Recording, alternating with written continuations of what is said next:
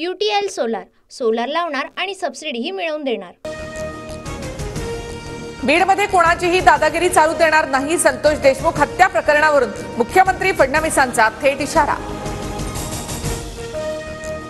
वाल्मिक कराडला खंडणीच्या गुन्ह्यासह हत्या प्रकरणामध्ये तुरुंगात टाका, हत्या प्रकरणातील आका लवकर आत गेला पाहिजे, आमदार सुरेश धस यांची मागणी। पंकजा किंवा धनंजय मुंडे पालकमंत्री होतील असं वाटत नाही, फडणवीसांनी बीडचं पालकत्व स्वीकारावं, सुरेश धस यांची मागणी। मागच्या वेळी पालकमंत्रीपद भाड्याने दिल्याची टीका। बीडचा पालकमंत्री कोण असेल याचा निर्णय आम्ही तिघे मिळून घेऊ, मुख्यमंत्री फडणवीसांची प्रतिक्रिया। बीड प्रकरणाशी संबंधित संशयित गुन्हेगार फडणवीसांच्या मंत्रिमंडळामध्ये, राऊतांचा अप्रत्यक्षपणे धनंजय मुंडे यांच्यावर निशाणा। महाराष्ट्राची परिस्थिती बिहारपेक्षा वाईट झाल्याची टीका। बीडमध्ये एवढी मोठी घटना घडून पंकजा मुंडे गप्प का, अंजली दमानिया यांचा सवाल। तर वाल्मिक कराडच्या अटकेसाठी दमानिया 28 तारखेला बीडमध्ये आंदोलन करणार। माझ्या वडिलांसोबत झालं तसं आरोपींसोबत व्हावं, आम्हाला न्याय मिळायला हवा, सर्वपक्षीय बैठकीमध्ये संतोष देशमुख यांच्या कन्येची मागणी। मंत्री तानाजी सावंतांच्या 2 पुतळ्यांना जीवे मारण्याची धमकी, तुमचाही संतोष देशमुख केला जाईल, पत्रामध्ये उल्लेख। धमकीमागे पवनचक्की माफियांचा हात आहे का याचा तपास सुरू।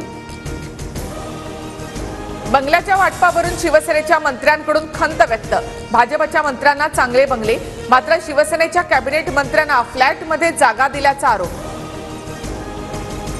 नाराज छगन भुजबळ कुटुंबासह परदेश दौऱ्यावर जाणार, परदेश दौऱ्यावरून आल्यानंतर भुजबळ भूमिका मांडणार। राज्यामध्ये सरकारला 237 आमदारांचं बहुमत, आमदार उचला समजूत काढा असं काही करावं लागणार नाही, भुजबळांची नाराजी असतानाच अजितदादांचं सूचक विधान। छगन भुजबळ नाराज नाही तसं वाटतंय, 2-4 दिवसात भुजबळ महायुतीमध्ये पुन्हा कार्यरत होतील, मंत्री संजय शिरसाट यांच्याकडून विश्वास व्यक्त। भुजबळांची नाराजी हा भाजप प्रवेशासाठीचा प्लॅन, अंजली दमानियांचा मोठा दावा।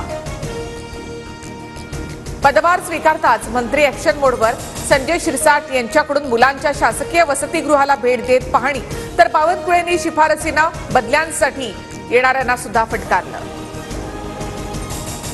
वणीतील सप्तशृंगी देवीच्या गडावर वक्फ बोर्डाचा दावा, मंत्री नितेश राणेंचा गंभीर आरोप। लाडकी बहीण योजनेचा डिसेंबरचा हप्ता देण्याची प्रक्रिया सुरू, पहिल्या टप्प्यामध्ये 35 लाख महिलांना योजनेचे पैसे मिळणार।